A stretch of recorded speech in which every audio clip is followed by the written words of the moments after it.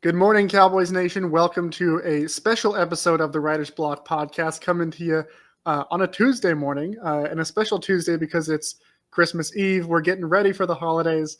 I'm your host, David Howman, joined by the man himself, Brandon Clements. We're here breaking down a really exciting, really gritty win from the Cowboys, beating the Buccaneers. For those who are watching on YouTube, you see my background is not my normal Dallas Cowboys flag background. We're rocking the hotel chic, and this is not one of those fake hotel virtual background things.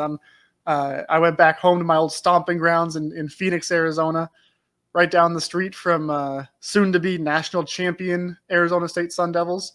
Here we go. we're back here in Arizona for the holidays and seeing family and friends and everything, and having a good time and enjoying watching the Cowboys go out and win, even though it ultimately means absolutely nothing. But hey, winning is never not going to be fun, at least for me. I know there's a section of the fan base that was like, well, this only hurts our draft stock, so like now I'm upset.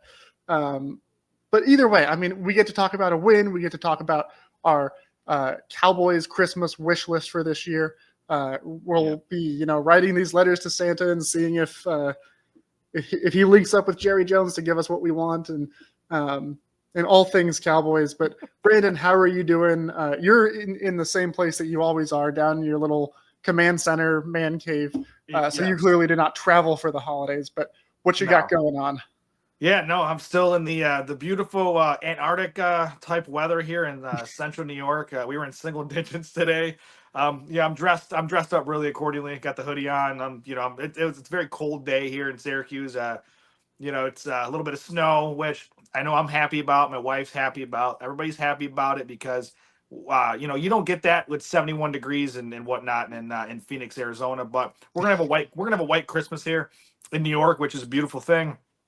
This is gonna actually probably be my last Christmas without traveling because my mom's retired, my dad's close to retirement, and they're moving to Florida in the next year or so. So within the next year or so. So by this time next year, I probably will be in 70+ degree weather, just like you, just in the southeast quadrant of the country. So yeah, taking your talents to South Beach. Yeah, I mean, why not? I mean, it's a good time down there. We do have family and friends in that part of that neck of the woods, but like my main family is up here still. So we, obviously I don't have to travel anywhere at this stage of the game. But I'm gonna enjoy Christmas as very very much so this year, specifically because I don't want to. I'm not gonna have to fly anywhere this year. So I'm kind of looking forward to just hanging with the family. Christmas Eve is going to be, obviously as this drops, it'll be a little Christmas gift for all of our fans out there and listeners. It's going to be busy. I got too much stuff to going on. So yeah, I'm just so excited with how the Cowboys played. I normally don't stay up as late as I did. It was like, I don't know, what was it, midnight Eastern time when the game was just 11:30, midnight. That's way past my bedtime. As you know, I'm an early bird. I'm up early, so it was well worth it. To be fair, I didn't have to work. I'm off right now, so it's kind of nice. But I'm still up early with the kids. But I had a hard time sleeping last night because I was so juiced up from Sunday Night Football. So I can't wait to get into it. It's a bittersweet thing, and to some fans and myself. Yeah. But I'll take a win just like you'll take a win. Exactly. I do not, especially after the way this year has gone, I do not take a win for granted. And this was a fun win, and we'll get into it. But I'm glad to hear you're having a good time, even though you are, up to your neck in snow, it seems like. I don't know what that's like, being out here in Arizona. I'll tell you, every year since I moved out of Arizona, I've come back for Christmas. And honestly, like, I kind of love it, because you come back and it's like you're like the prodigal son coming back home. The family's all excited, and like my mom listens to the show, so hi mom, thank you for all the meals you're paying for this week.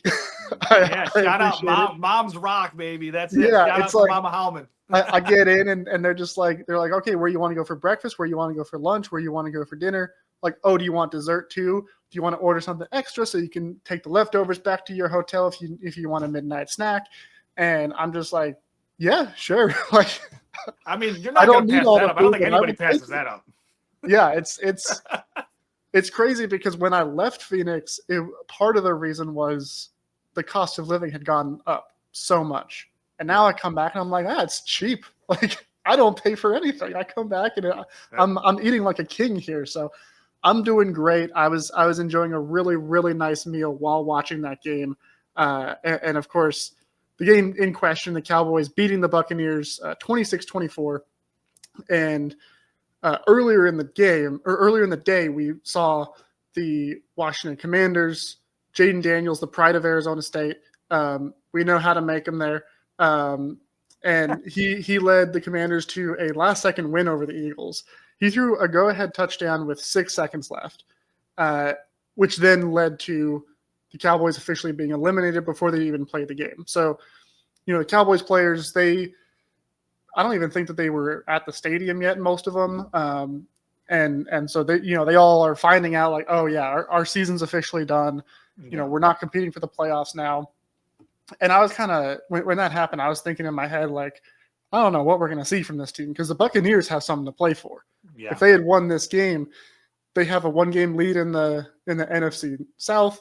The Falcons won earlier in the day, so the pressure was on. They needed to because now they have the same record, but the Falcons swept them, so they if the season ended today, the Buccaneers would be second place in the division, would be out of the playoffs if the season ended today.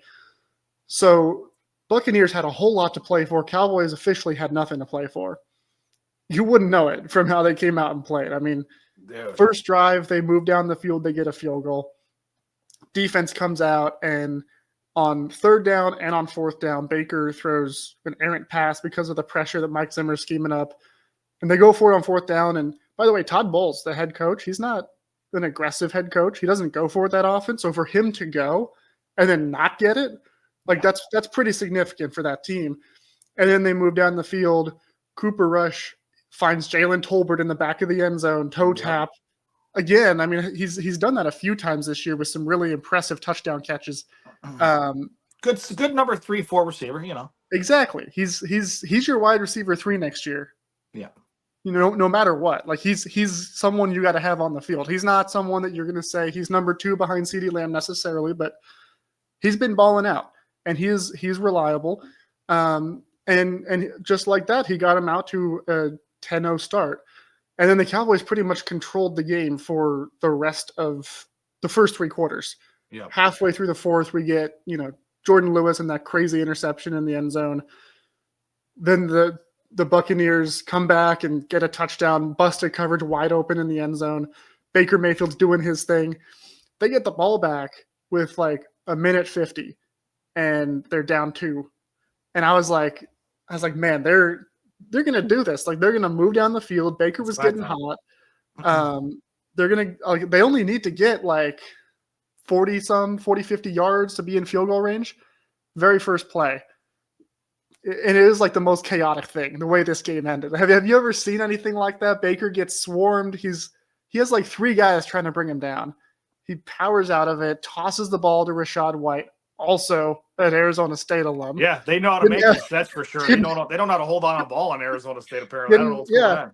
Didn't have his best moment, but he gets the ball. He makes some guys miss. He's moving around, but he's holding that ball like way out from his body. I was watching him run, and I'm like, they're going to strip it from him.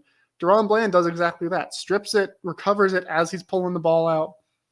Like game. Like Cooper had to go out and take a knee 3 times, but that was the game right there. Yeah. I mean, what a chaotic way to end that game, to get that win, and really just like summed up the effort from this team of like, they're just going out there playing for the love of the game. And all these players said that after, like, this is football. This is what we do. Like, we don't quit. And like right up to the very end, they were fighting. They were pushing for it. It was a scrappy win. Have you ever seen a game like this for the Cowboys where they just like have nothing to gain aside from just winning for the sake of winning and then go out there and do that? Yeah, this is the most unique game I've ever watched as a Cowboys fan. Like you mentioned earlier the Jordan Lewis situation. Like even the commentators were like, "Whoa, he picked that off!" Like like we had two moments like that where Mike Tirico and Chris Collinsworth are like, Jordan Lewis picked that off, and then you see the replay. It's like, whoa, like he got shoved in the face mask, somehow readjusts, gets his mitts on the on the ball and rips it, and then a couple drives later, you have Baker Mayfield. He's in the grasp of Jordan Lewis. I honestly thought they were going to blow the whistle because he was in there long enough. They could have, but it looked like they saw enough from Baker. We're like, all right, he's moving just an inch or two, and they're going to let him keep going. He gets the ball to Rachaad White, and I'm like, oh, here we go. Baker Mayfield just make a great play.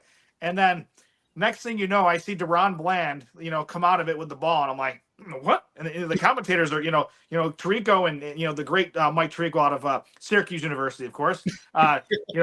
Him and Chris Collinsworth were like, whoa, what? Like it was like so confusing. And then like you see it, and then you see the replay, like, oh man, and it's like, oh, this is. And I'm like, I'm not gonna lie to you, like, I could not sleep last night. Like, after, I could not sleep after the game. It was just one of those things where I'm like, I'm so juiced up.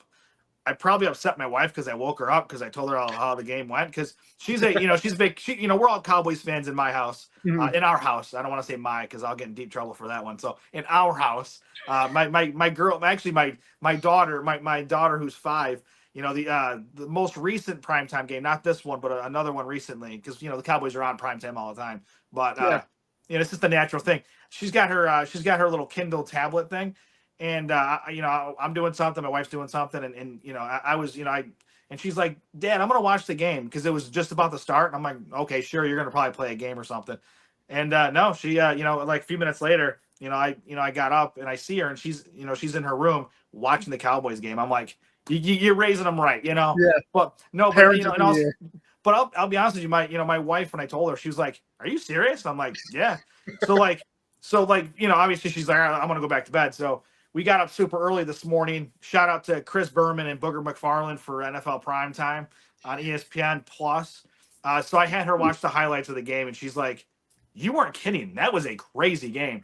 And I got to, and we were just talking about Baker. Shout out to Baker Mayfield. Like, there was a couple sequences where like Maris Leofeld punches a ball out, like, who's on the ball? Baker Mayfield. Like, Baker Mayfield is a dog. He's like the smallest dude on the field besides Turpin, which we could talk about that too. But Baker Mayfield, kudos to him. Like, he's a tough dude. He's like a smaller modern day version of Brett Favre. He's just a gunslinger. He just takes chances. And it's funny because he was a Packers fan growing up, as they noted on the broadcast this past week. So I'm like, dude, you're from Texas. You're supposed to be a Cowboys fan. Like, what are we, what are we doing here? Says the New York guy who's a Cowboys fan, but that's neither here nor there. But yeah, I mean, Maris Leofeld, he played a hell of a game. I mean, Micah looked gassed. I'm not gonna lie to you. Like, he didn't look like himself. Like, it wasn't a traditional Micah Parsons game. He still did okay. Also, I mean, there were plays where, I mean, you see the replay and he's like, the tackle has him like in a chokehold the whole time, and yeah, he was I thought he was gonna fall over. Yeah, there were times where they had like 3 guys all sliding over to him, and I mean, it freed up other guys to get pressure and everything, and that's what Micah Parsons does for you. But also, when a team does that and they're sending 3 offensive linemen after you, you're gonna get gassed. But I mean, he kept at it. Credit to him, he kept at it. I mean, he came into the game with an illness, so shout out to Micah, battling through like he does. And I mean, like you said, it opened up the floodgates for other guys. I mean, Osa was getting in the backfield. Let's see. I mean, Carl Lawson was getting in the backfield. Like Chauncey Golston. Chauncey, I'll say this: that Carl Lawson, that he pancaked Tristan Wirfs. I was like, hey, yeah. I was like, man, you don't see that every day. So shout out to Carl Lawson. I mean, that whole defensive line was good. Yeah. And if I'm not mistaken, I think one of our other big defensive tackles got a sack. I think Linval. Didn't Linval get a sack?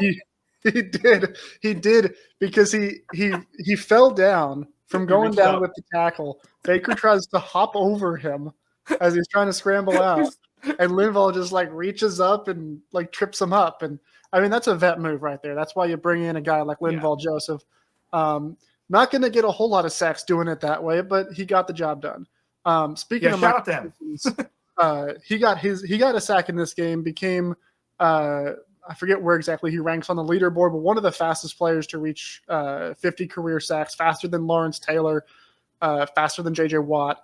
Really incredible moment for him. The sack also came by way of a strip sack where Baker ran away from like 4 different guys before Micah got to him, knocks the ball out.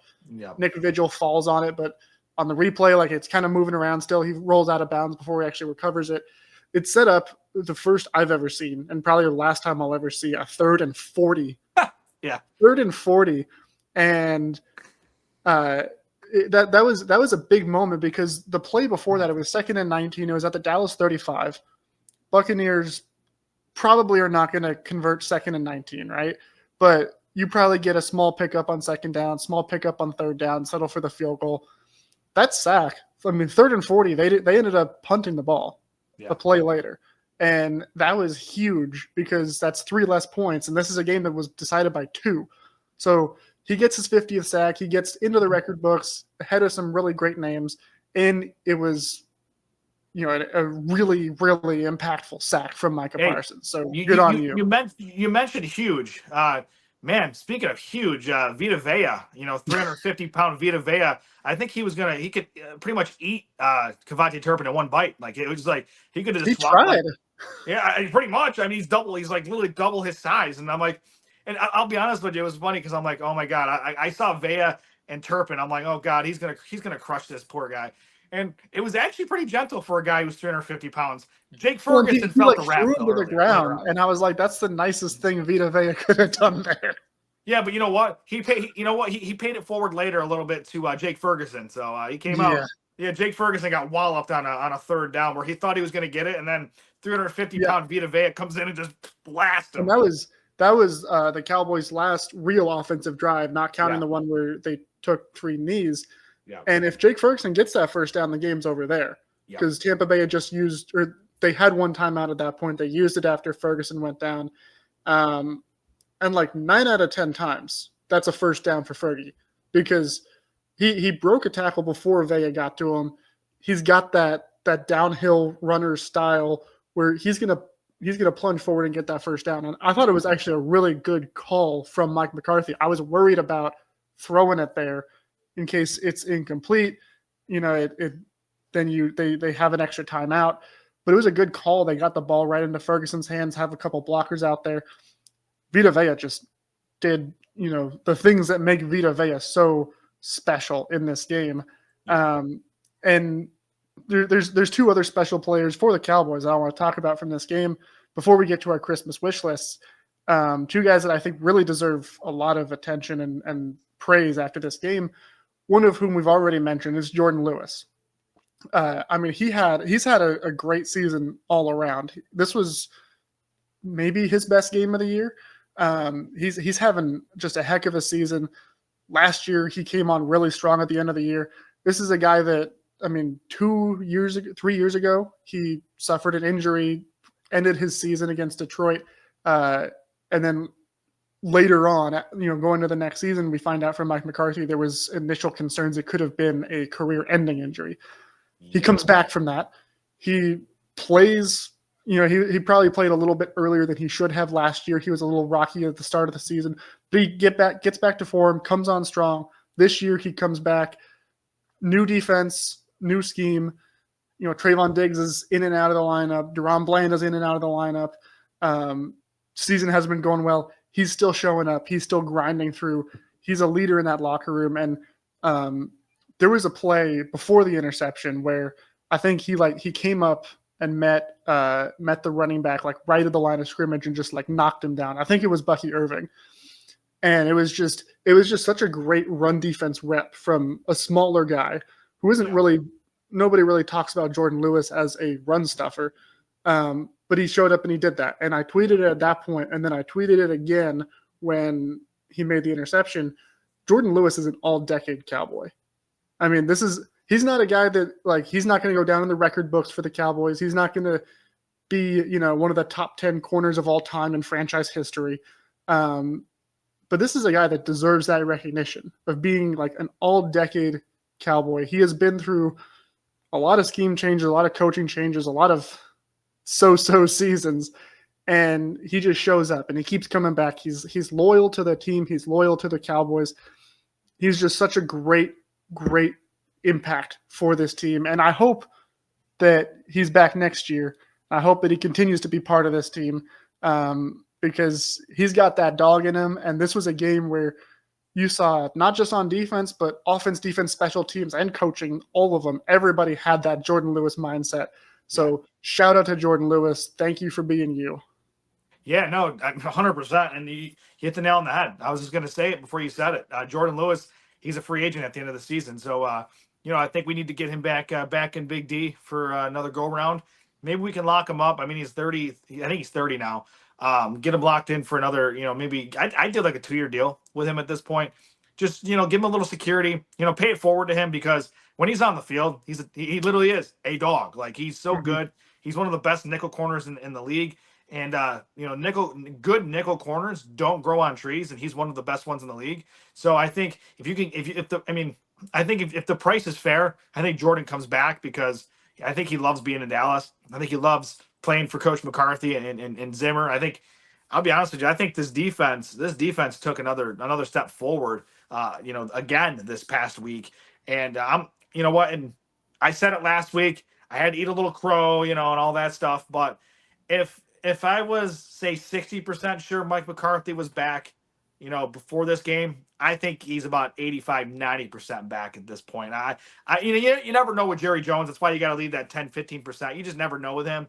But I feel like Mike McCarthy and Mike Zimmer will be back in 2025, with a full cupboard. The cupboard won't be bare next year, and it's going to be a lot of fun. I think another 12+ win season would be I think it's very easy to get.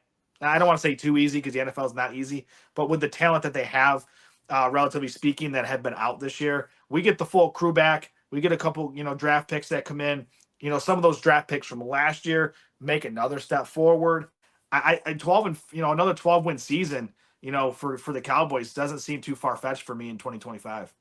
Yeah, I think that's the path forward for these Cowboys. I mean, obviously, I've been saying this all year, so it's not surprising for me to say that bringing these guys back is going to be the best path to success. But I think obviously the defense has been just on a run ever since Micah Parsons got back from his injury. Offense is looking good too. I mean, and that leads me to the other guy I want to recognize is CeeDee Lamb, because I think like the growth that we've seen from this guy this year. We all knew coming into this year, like physically, like what he's capable of doing. His talent is undeniable.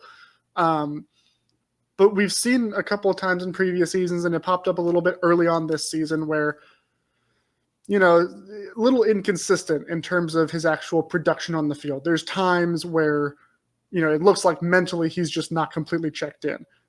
There's times where there's miscommunication between him and Dak. And then there was the question about like, oh, is this just an effect of like he didn't have a training camp to work with Dak, or is it really just he's like checking out? There were, there's been times where people have questioned his toughness. I've been one of those people. I'll own up to it, and I think like there were times where there were things that you saw on the field that led to you questioning his toughness. Those questions cannot be asked at this point. I mean, this guy he's been playing on a bum shoulder for a few weeks now. He stays out there. And he very easily could have, after the Commanders won that game on Sunday, he could have very easily gone to Mike McCarthy and said, hey, look, like my shoulder's messed up. I need surgery on this. Our season's done. We got nothing to play for. I'm going to sit out. I'm going to get the surgery. We're going to, get on the rehab schedule earlier. And he didn't. And he showed up and he showed out. And he's making these plays. I mean, he had that one where it was like a catch and a run, and it was ruled a touchdown. They came back and said he was down, short by 1 yard. Yeah. But I mean, he looked like Des Bryant on that play. Like he's pounding into guys. He's muscling through guys. The toughness that he plays with, it's been such a really, I think, a really impressive, growth for him this season of like going from just a super talented guy who relies on his talent to now he's got a little bit of that dog in him too. Like he's getting some of that from Jordan Lewis. He's getting some of that from Jake Ferguson, from some of these other guys on offense, from Brock Hoffman, who's got plenty of dog to go around. Yes, he does. And I think, you can say a little bit of the same thing for Micah Parsons this year too, and I think he's really stepped into more of a leadership role with Dak being out. I think when we think about like the story of this year's Cowboys, the growth and maturation and stepping into more of a leadership role and leading by example for both CeeDee Lamb and Micah Parsons this year, that's more valuable in the long run than any draft pick that they could get from this season. And I think more than anything, that's what we as fans should be excited about, is these two guys, not to say that they were immature before, but they've grown up. Like they're seasoned vets now, and they're leading their team. I mean, they just beat a Buccaneers team that won 4 straight coming into this game. And you don't do that without a great performance from CeeDee Lamb in this game, and you don't do that without a great performance from Micah Parsons in this game. So shout out to CeeDee. I'm not gonna be talking about your toughness anymore. You've made me incredibly proud of what we've seen in the last few weeks, and very, very excited for Lamb going forward. Yeah, 100%. I mean, obviously, once the season is done, which is obviously in the next couple weeks here, the Cowboys season will be over because they're not making the playoffs, obviously. I mean, it is what it is at this point. CeeDee's going to get whatever he needs to get done, get that shoulder back in good working condition, for next year. Dak's going to be ready to rock and roll by April. Like, we're going to be rocking and rolling on that. So by draft time, Dak's going to be back in the saddle, so to speak, and maybe pounding some more Red Bulls or water. I'm not sure. He was drinking definitely a few different things. They show him in the booth every time, and it's like 1 week he had like 7 bottles of water. This week he had like 4 Red Bulls and a water. I'm like, maybe the late nights are just hard for him right now. I'm not sure what's going on, but I know Dak's working his tail off to get himself back. He wants, obviously he wants to be on the field with his guys. But speaking of the quarterback position, shout out to Cooper Rush. I mean, yeah, I'm not the biggest Cooper Rush guy, never have been. I'm you guys know everybody knows where I stand with the quarterback situation, but I got to give Cooper his due. I mean, he completed almost 75% of his passes last night, almost threw for 300 yards. I mean, just looking here, I mean, it was just a quality game. I mean, and it was against like a legit defense too. I mean, Tampa Bay is they're good. They are good. And I mean, he had one pass get away from him that luckily wasn't picked, but other than that, he played a pretty clean game. He made some smart plays that I would say he just kind of threw it away. Like there was one where he kind of he got enough out of the tackle box, and threw it to the other side of the field, and the referees even came out and said he's out of the box, so it was fine. Mm-hmm. Like he was doing things like that, which are smart. He wasn't forcing the ball very much. He got the ball to number 88, which is never a bad thing. He got the ball to number 80 a few times. Ryan Flournoy got a couple Ryan Flournoy catches. And looking at the stats here, Ryan finished third in total receiving yards this past week. So shout out to my guy Flo. I'm very happy to see him. When he made that first catch for 27 yards, I about came out of my seat. So I was very excited about that, because that was the moment that you got on board with Mike McCarthy coming back. He drew up a target for your guy, and you were like, all right, bring him back. Yeah, that's right. I'm back on board, baby. Your extension. Yeah. I will say this: Flo looked good. I mean, he looked good blocking. I mean, I'm very excited for his future. I think I honestly do believe that we're going to see some shaking up on the offense. I wouldn't be surprised if they make a move. I don't know if it's going to be. I know it'll be in the offseason, but I feel like draft, free agency. I feel like they're going to make another move for receiver. I feel like they need a weapon besides Lamb. Who that is, well, Brandon Cook's contract is up after this year, so and let's be honest, he hasn't been around. Somebody. He hasn't been around anyways, and I just he's been really out. That's unfortunate for him because of his health situation. But like I said, I think Jalen Tolbert's he could be a good 3 or 4. I don't think if you're going to be a Super Bowl contender that he can be a receiver too, and that's my opinion. That's not a knock on him. I think they need another legit guy. They need to be more like the Eagles, where the Eagles have Devontae Smith and AJ Brown. Like they need to have 2 dogs, on each side of the field. I think they got to go get somebody, whether it's free agency, draft, whatever the case may be. And then obviously the back end of that receiver room, obviously you'll see Jalen Tolbert will be the receiver 3, I think, going forward. I think Ryan Flournoy is going to be, I think he took a step forward this past week. So I think he'll be in the mix to make the back end of that receiving group. And then I think we just got to slide somebody in at the receiver too next year. And I think the receiving core will be good. I will say too, Jake Ferguson, he's a dog as well. I mean, everybody put on their big boy pants this past week, and Jake Ferguson, he did his job. You know, Scooney stepped up with Fergie being banged up. So Good. I'm not the biggest Scooney guy on the planet, as we all know, but I'm one of those where I will give credit where credit has been earned. So shout out to Scooney. I do think he's made me a little bit more of a believer in him. I think he could be a solid tight end too. Jake's going to be the guy. I think we all know that, but I've been pleased with his work.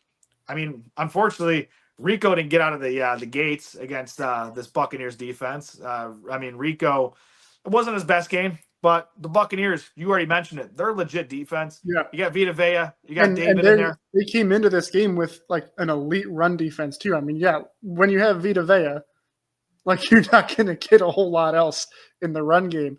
And that's another thing that I loved. I think this was probably Mike McCarthy's best offensive game plan we've seen all year. Because the last 3 games, they've moved the ball by feeding Rico, and rightfully so. He's had 3 straight 100-plus yard games. But going into the Buccaneers, like you can't do that. If they tried to keep that same game plan, you're going to lose because you just don't. Teams don't run against this defense. And so, like that very first drive, you saw like he came out. Cooper Rush was throwing it. He was throwing it early. He was throwing it short. They knew exactly how to attack the secondary to get the ball out of Cooper Rush's hands quickly. But then, and I think Chris Collinsworth was talking about it on the game too, like they still ran the ball because you got to keep that defense honest. So it was like, we know that when we run the ball, we're not going to get big gains, but we're going to do it knowing this is going to get maybe 1 or 2 yards. We do that to set up a play to get us to 3rd and 4 instead of 3rd and 6. And it was just, I think it was a very self-aware game plan, and it was executed perfectly. So, like, I don't fault Rico Dowdle for that game. I don't fault the offensive line for not opening up holes. And honestly, I don't even fault you, Brandon, for saying the Cowboys should be more like the Eagles, because that is sacrilege at the highest level. I mean, I'll be honest. No, here's the thing, though. This is a team whose fan base throws snowballs at Santa Claus on Christmas Eve. You're saying we got to be like that? No. Well, here's the thing. The reason why I say that is, and that pains me. It's like tasting vinegar. You know what I mean? Like, it's not. You think I want to say that, but I have to give credit where credit is due. Like, they made a move, and they have 2 great receivers, and I think the Cowboys are missing another receiver. I mean, they have Jake Ferguson. They obviously they have CeeDee Lamb. I mean, that's your 1-2 punch, but it's like Brandon Cooks, he's had moments, but it hasn't really worked out as we thought it would. I don't think. And then, Jalen Tolbert, I don't think he's the number 2 receiver. I think he's a good role player. I think he can play kind of like what Terrence Williams did, many years back. Kind of that solid receiver 3. Even like Cedric Wilson. Well, Terrence Williams was legit good, though. People forget how good he was. Trust me. He couldn't catch without his body, but he was very, very good. Oh, you know what? Here's the thing. You know this. Some of our audience may not know this, but I'm also a Baylor fan as well. I give a lot of shout out to Syracuse, but I actually got to do daps with Terrence Williams when I was at the game where Baylor upset Kansas State, the number 1 team in the country. I was at that game about 12 years ago, so I was there. I got to storm the field, and I got to dap up Terrence Williams, and then he got drafted by the boys.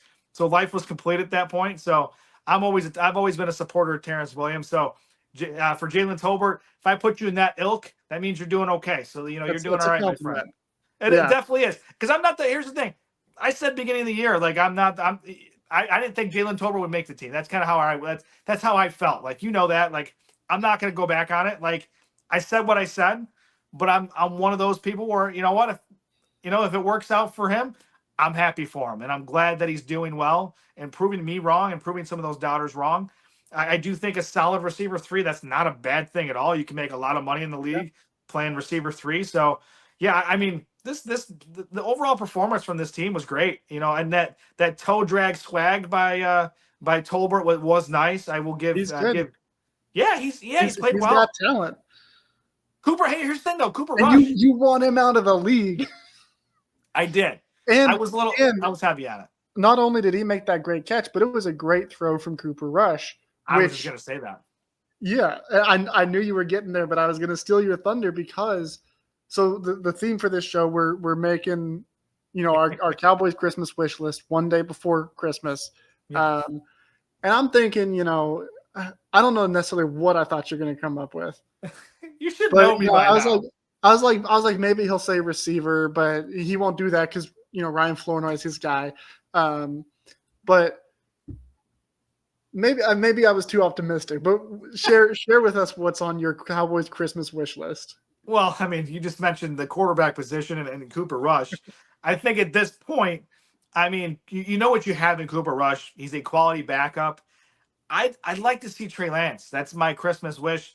Santa, get me some Trey Lance run. I need to get a run from him. I need not little runs, but I need him to get on the field, play some real meaningful snaps for him. I mean, it's not meaningful snaps for the Cowboys because the season's done, but it'll be good for Trey Lance going forward. I don't want any of this like he comes in and they all know, okay, he's going to run the ball situation that he did a few weeks ago. Like I want him to actually get a legitimate start, and it's probably not going to happen because Cooper Rush has been playing some damn good football. So, this is it is my wish. And, and Santa, I've been sort of good this year, I think. But, my wife might beg to differ. But yeah, I mean, that's what I want. I want Trey Lance. I want to see what we got. Like, we gave up fourth round picks. We give them out like it's candy, with Jonathan Mingo. Like, what's he done? Nothing. Like, it's like, I want to see what we have with Trey Lance, because we got to get some real tape on him to make a determination on what we're going to try to do with or without him next year, because they're not picking up that big option. Like, that's not happening. But if he showed something in the last quarter pull I don't want to say quarter pull, the last like furlong of the NFL season, like maybe he comes back next year in the backup role, which again, you can make a lot of money doing it, but I'm not optimistic that it's going to happen. That's just my wish. What's probably going to happen is Cooper Rush will be the backup next year, and he'll be one of the best backups in the league. And then Trey Lance will probably be, I don't know, playing in Minnesota because that's, that just makes too much sense. Well, I mean, I disagree. I don't think that's a surprise. No, I mean, you're not entirely off base though. I mean, the Cowboys have insisted from the moment Dak Prescott went down, like we're still playing as long as there's a chance for us to be in the playoffs. We're still playing to win, right? Well, that's gone. That's out the window.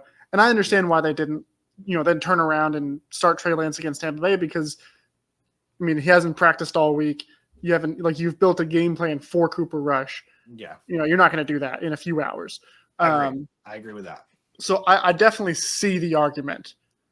But I think after a win like this, so much of the conversation now is about like the vibes in the locker room, right? All these players are saying, like, I don't really care if we're making the playoffs. Like, this is football. Like, we play for the love of the game. Like, we play to win. And it's like it's a big moment. I mean, they've won 4 of their last 5, and I mean they're like using Uber drivers playing out there on offense right now. I mean, the offensive line has gone through so many different iterations with all these different guys. Cooper Rush, is Cooper Rush. Brandon Cooks has come back, and I think Brandon Cooks has been good since he came back from his injury, but also, I mean, there's still some rust being shaken off. There's issues with some of the talent behind him at receiver, and they're playing well, and they're winning games. And if it wasn't for that unlucky bounce against Cincinnati, they'd have 5 straight wins. They'd be at 500. They probably are not eliminated from the playoffs at that point. I don't know exactly how the math works out there, but I mean, I just think to have gone on this run and to have like all of this, all these emotions and all this like positivity, to then say, all right, Cooper, you're sitting the rest of the year. We're going with this guy that we were very clearly saying before, like, he doesn't give us the best chance to win. I think that Yeah. undermines a lot of what you've just gained. Yeah, no, Um, I agree with you. I agree 100%. Like everything you said is 100% spot on, especially given the way they played this past weekend, especially and just the comments from the players that yeah, we're not playing for playing for a playoff seed. They're playing for pride. They're playing for respect to the game and the love for the game. So when you said wish, that's a wish. Trey Lance would be I'm wishful thinking on that. And realistically, he's probably unless the chips kind of turn a different way. I guess he may not ever play another snap with the Cowboys.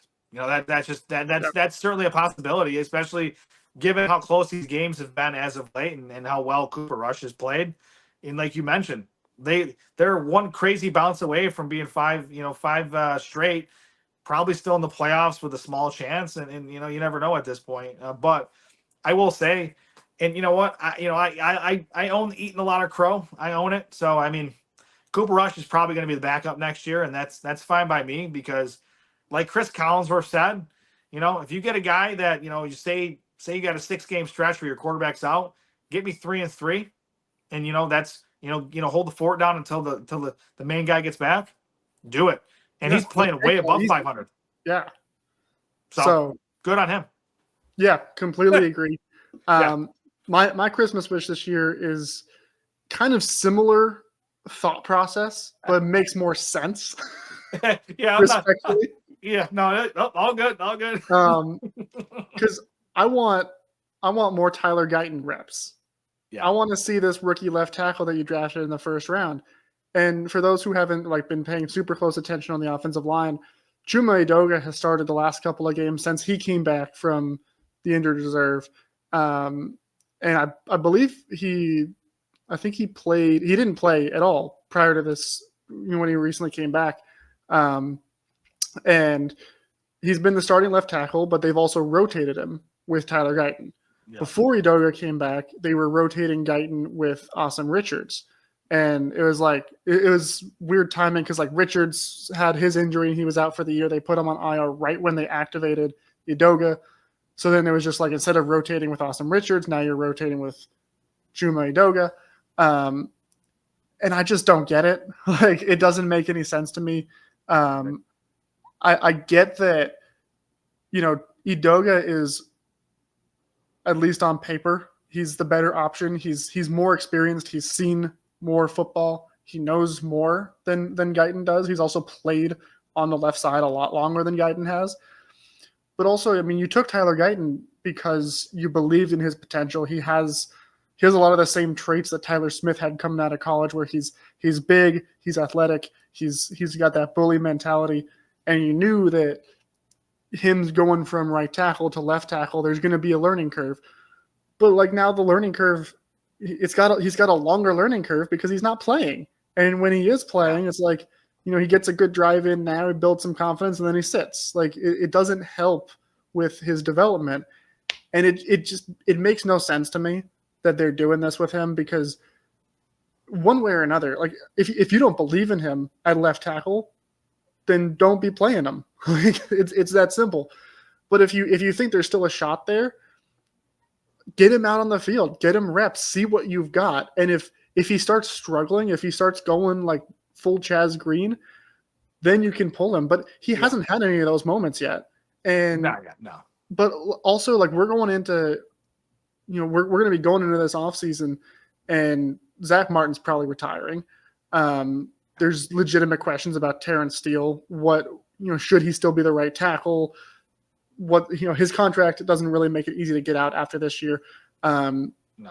But there's questions at the right tackle, and you're going to now have the question of is Tyler Guyton our left tackle?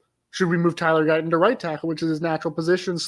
I think they should do that and slide Terrence Steele into right guard, which they floated a couple years ago. But I mean, you haven't seen anything from Guyton to evaluate him. You need more reps of this guy. This is your first round pick.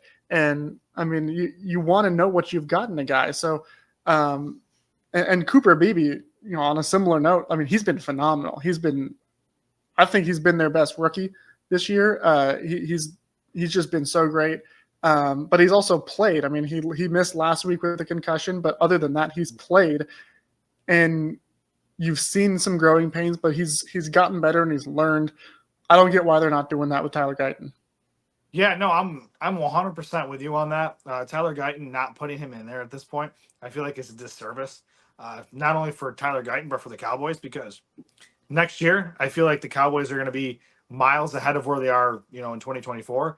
And if Tyler Guyton can get some extra reps right now when the Cowboys are, let's say, they're not making the playoffs here, like that's a good thing. That's a good thing to build on for next year. Build his confidence, get him some meaningful reps, do the whole thing.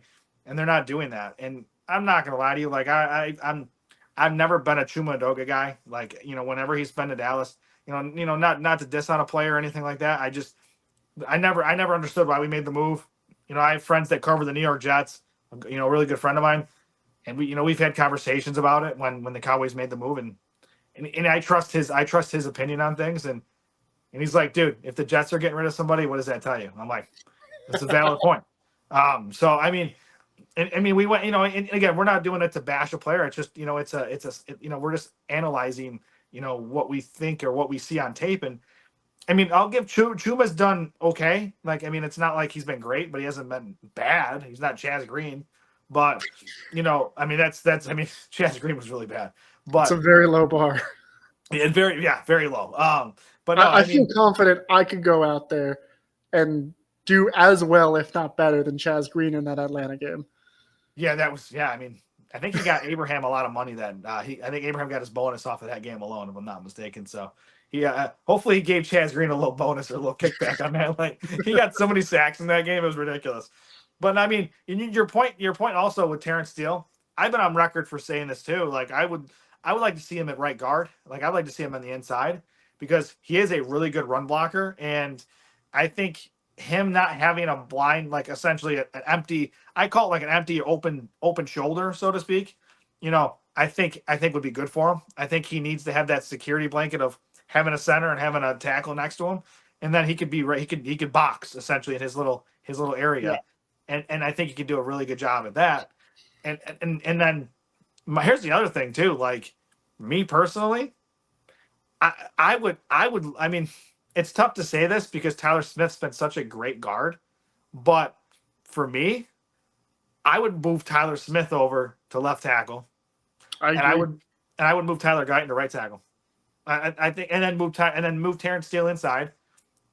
BB's been great. I think BB's a stud. I think that was great value in the draft this past year, getting him where we did. So we're locked in at center. I think we're going to be good there for a while. And then we just got to worry about left guard, which I feel like we have some pieces in place that could do it.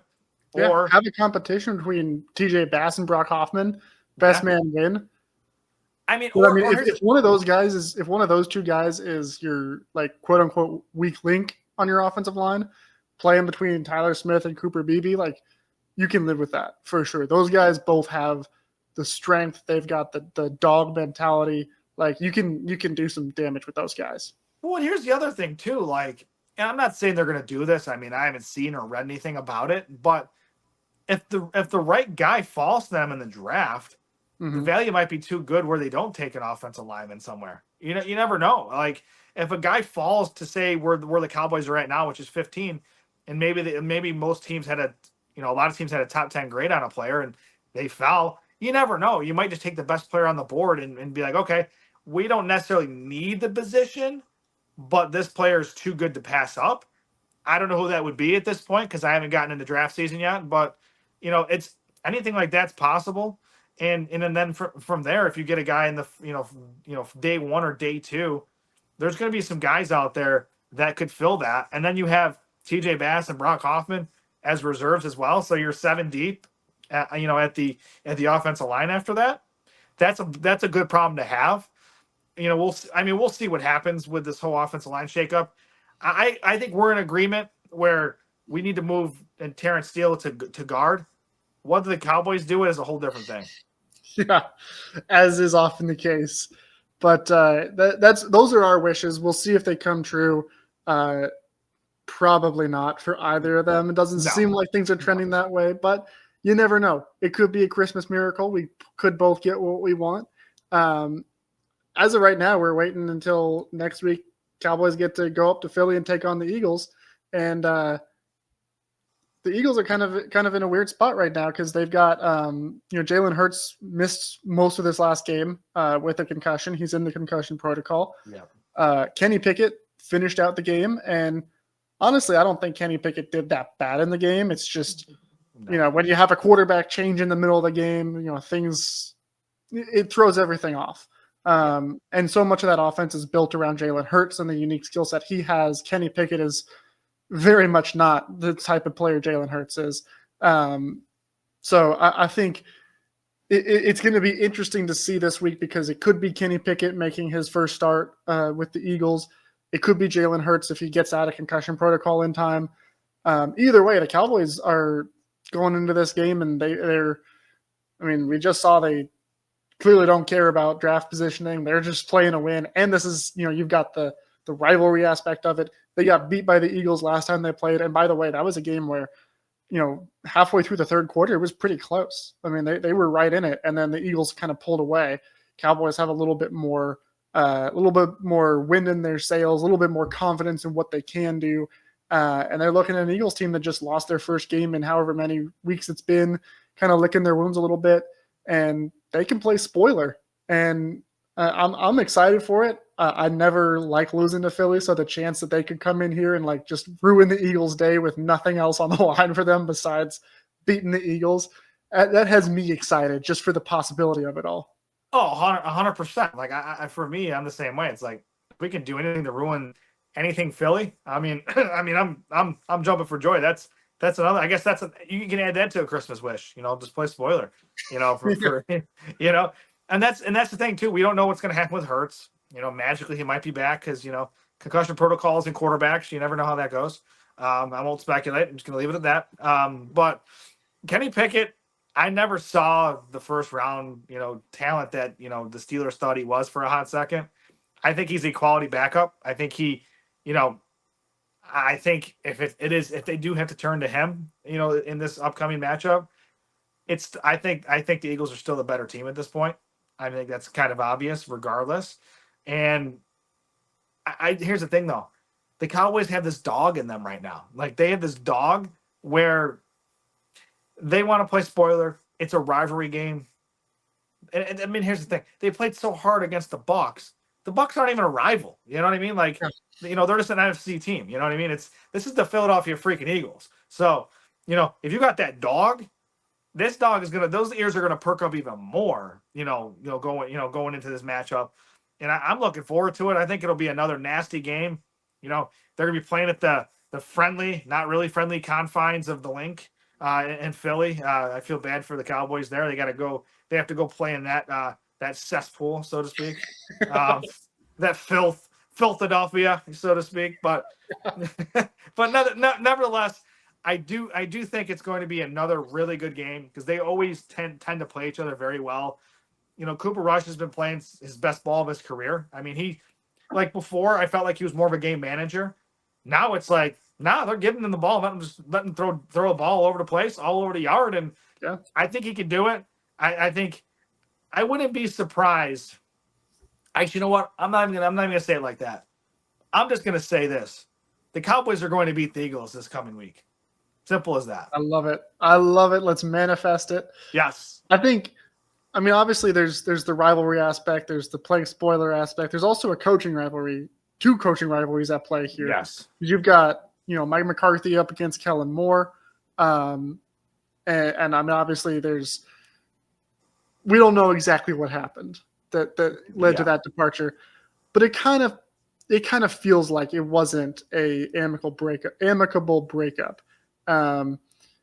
And they've faced off against each other a couple of times now since Kellen Moore left. They've both been able to get one over the other, but that's coming into play here. Then there's also Mike McCarthy calling plays against Vic Fangio.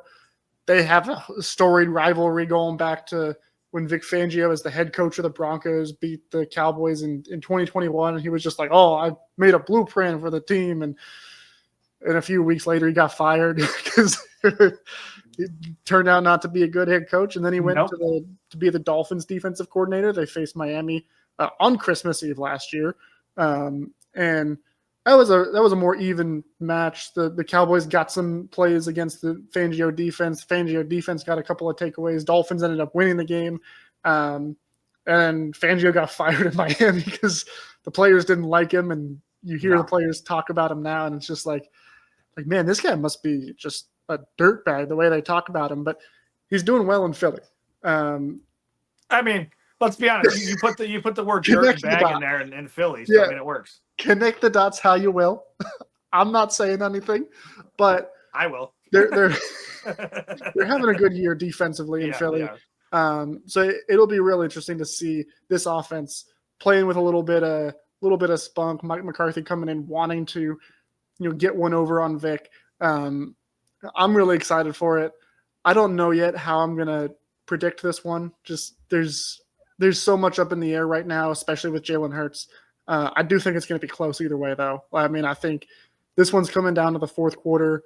I'm kind of leaning towards picking the Cowboys just because they've been playing like that recently, and the Eagles have had a lot of really close wins lately, and then they finally blew it against the Commanders. But we'll see. We'll just chalk it up to our joint Cowboys Christmas wish being Cowboys get to play spoiler. They get the win in Philly. They spoil the Eagles season and then go in the next week to take on the Commanders with a chance to spoil their season as well. But until we know how all those things play out and all the different, mathematics and the playoff scenarios and all those different things, we're gonna wish a Merry Christmas and a Happy Holiday to everybody, to all of our loyal listeners. Hope that you're having a great time, however you celebrate. If you do celebrate, whatever you do. And we'll be back next week, of course, talking Cowboys, seeing if we got our Cowboys Christmas wish, and either way, thanking Santa Claus because he does a lot. He works hard, not as hard as Jerry Jones and the Dallas Cowboys, but no, of course not. No, but we'll be here talking Cowboys as always. So enjoy your time. Happy holidays to everybody, and until next time. How about them Cowboys?